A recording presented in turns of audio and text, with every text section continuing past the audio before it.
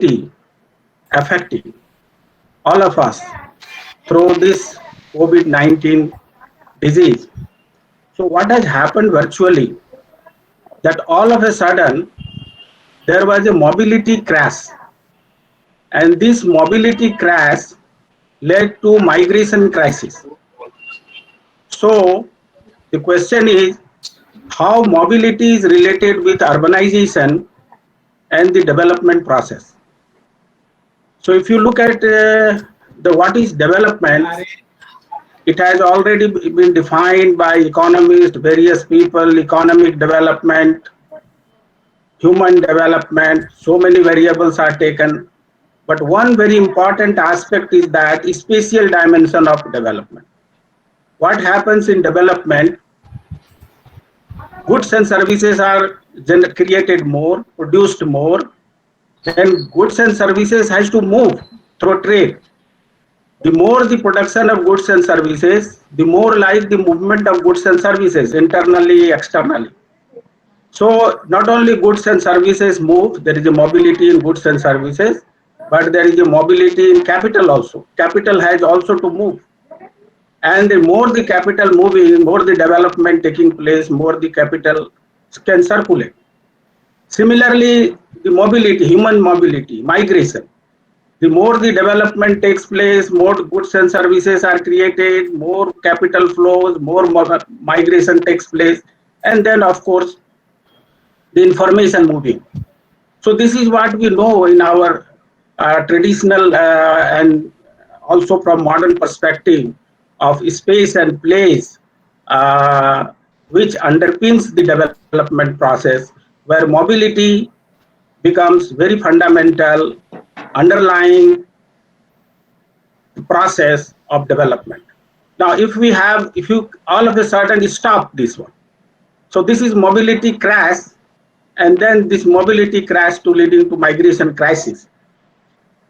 Now, in entire literature of development studies, the urbanization has not been given proper importance. Although urbanization has been driver of economic development in this modern market-oriented economy, because urbanization creates agglomeration economy. Certain factors, certain pull factors for economic development, what we call agglomeration economies, which is internal to the urban to the farms, and there are external to the farms. So you have internal economy, you have external economy. All these makes a process of production very successful, very economical. On the other hand, we have also urbanization also provides a huge market. So you have consumption also taking place in urban area. So urban area becomes actually the drivers of economic development and also creation of various other things, creativity, innovations, etc., job, all these are available. So all of a sudden, something is stopping this process is leading to the crisis. But the problem is that our urbanization cannot be said sustainable. That is the issue. Where was our urbanization sustainable? If it would have been, I think it could have been resilient and absorbed this crisis. The crisis that migration crisis that we see in terms of reverse migration, which is I think very huge return migration streams parallel to what has happened during the time of partition of this country. During the partition of the country, about 15 million people moved across the borders. Now this time it may be more than that, something 20 to 25 million people who are moving from big urban centers from various one part of the country to another. So this is very huge one. So the point I was trying to make that our urbanization process led by big cities has not been sustainable. And there are sustainability to be looked from, for example, from the point of view of environment. certainly it is consuming lot of resources, natural resources, other resources, and environmentally it is not sustainable. So to become urbanization to sustainable, it must be environmentally sustainable. That as a geographer, we know a lot about it, and we are doing a lot of research on land use, land cover analysis, built up area. I did not have to point out this. But this again, along with this environmental unsustainability, our urban society, urban economy is also very exclusionary, socially very exclusionary. So we have excluded a group of people. I will come to this point later on. And then we have imbalanced regional development.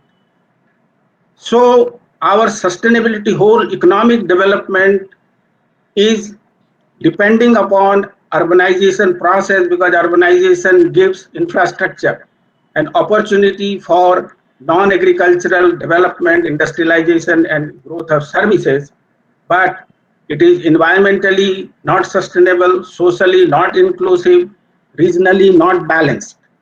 And therefore there are a lot of problems occurring within urban areas, outside urban areas, in the rural sector. Urbanization is not able to support the rural population, the farm population dependent on farm, and it has not become a vehicle of rural development. So so these are the issues, very, very important, and we have to think. The COVID has brought us to this point, that how we can organize our urbanization process in future so that it can be sustainable, it can be environmentally sustainable, socially inclusive, and regionally balanced. It can become not only a vehicle of wealth creation or a source of GDP, but also a source and mechanism of rural development. So taking the development process to the far-flung rural areas, to the doorsteps of the rural people, to the farmers, to the agricultural laborers, those who are there in the rural area, how this can, urbanization can do that. But then we have to have different trajectory of urbanization. So this is, I think, point, what trajectory of urbanization should unfold in India. That is, I think, the big question for us. What type of planned urbanization? What type of alternative urbanization? Urbanization that is based on small towns, medium towns. Professor Bhagat, I'm sorry to interrupt. Yes. Professor Bhagat. Yes, tell me. I'm sorry to interrupt. Your screen is not visible, might be because of weak date or something. Your screen is not, you are audible, but okay. not visible. Okay. I allow my camera. Setting is okay. Yeah, now, yes. Fine. Now so the point is that how we can make our urbanization very inclusive and vehicle of rural development so that it can become resilience and absorb this type of crisis. But entire, if you see in our discussion and policy makers notion and ideas, they always think in terms of rural versus urban, farmers versus non-farmers, so city versus villages. Now this type of dichotomy cannot help. We have urbanization as a force, because urbanization is a process of human cooperation. It is the human cooperation, innovation, and people coming together in a large number in a particular area with increased, which has led to the increase in density, division of labor. It has led to matching, sharing, and learning process. So these are, I think, some of the characteristics of urbanization. Professor Bhagat. Yes. Professor Bhagat. Yes. Professor Bhagat. You please share your screen. You please share your screen also. It is not possible now. Okay, let me speak. Okay. So I will continue. I don't have PPT. I don't have PPT. Okay, I don't have PPT. So okay, sir. Okay. Please. So this is what. So this is what is ultimately that we look for the potential. There is a potential in urbanization, and that potential how we can harvest, how we can realize. But what is happening? There is a negative attitude towards urbanization and negative attitude towards migration also. And therefore, this is whole, we are thinking in terms of dichotomy, not the solution. So that is what sustainable urbanization is, urbanization which is environmentally sustainable, socially inclusive, and regionally balanced, focusing on the small cities and towns and taking the development process to the rural area, to the villages through the concept of Pura. But are we talking about any time Pura or urban mission? That is an urban mission. Now we are talking about MSME. All MSMEs are there in urban area. Whether the MSME is going to go to the rural area, are they going to start the business there? No, facilities are not there because we have not created urban complexes, rural urban complexes through applying the concept of Pura or urban mission. So I think this is space place approach is missing in entire process. One size fits all. That's the mantra of the policy making or the mechanism of governance. And that's why we find that there are a lot of problems occurring, and same things are applied to Kerala, same things are applied happening within the city in terms of labor market, in terms of access to income, access to health, access to education, and other social amenities. What is happening within the city? So you see, our development process is dominated by big city. We have 53 million plus city and 8 mega city, which is 5 million and more, and where the wealth is concentrated, where the GDP is coming. And from these places, you find in these places there are concentration of COVIDs. Now in 8 mega city, these 8 mega cities are Mumbai, Delhi, Calcutta, Chennai, Ahmedabad, Pune, and Hyderabad, Bangalore. They constitute just 8% of India's population. But now 52% COVID cases are concentrated here. So you can see the type of lopsided, so much concentration of wealth and so much concentration of this type of problem, disease, and insecurity. So what is the constitution of labor market in urban area?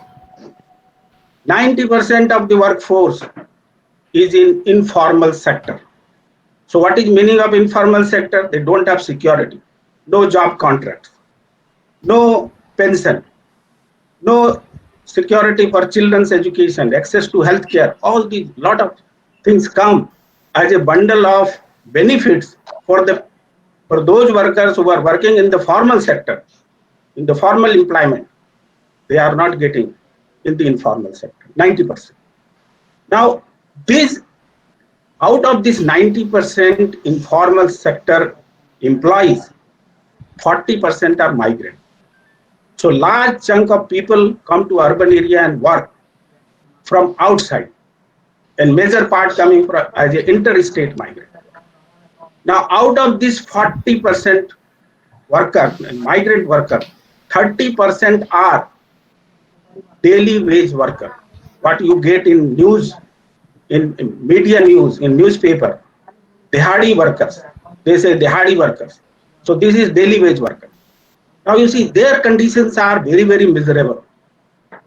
They earn daily basis. And what is the earning? NSSO data is showing their earning is 300 to 400 rupees per day. So they are getting less than 10,000 rupees. I am not talking the person like security guards. I'm not talking about taxi driver. I'm not talking about electrician. I'm not talking about plumbers. So these are some of the people better off than these returning. Then people are returning from various modes. Some were returning by private vehicles. Those who can hire private vehicle, they can hire, get the permission, pass, and went. There is no problem for them. Some people went by bus, but many people went by foot and by walking. Who are the people? Those who went by foot and walking. These are the dehadi workers. These are the workers, daily wage earners. and their number will be something like more than, I think, 10 million to 15 million people. So in urban area, when we talk about migrant is not a monolithic group. Some migrants are included, some migrants are excluded, and this is the migrant who are working as a daily wage worker. They are basically temporary seasonal migrants. They keep on returning. The returning is a part of their life. But this time, this was a shock. This was something they have been forced to return. So they have been returning during time of festival, during the time when the agriculture season start for sowing. They were returned. This was part. But this has happened this thing. So now these people, they are the most sufferers, and they suffered due to lack of income, due to lack of access to food. They died on the roads. Many have died walking. Many have been crushed on railway tracks. Still, the things are unending. So this is the situation in urban area. Urban area, wealth is created, but how wealth is getting distributed, this is a very important question, and therefore some of geographers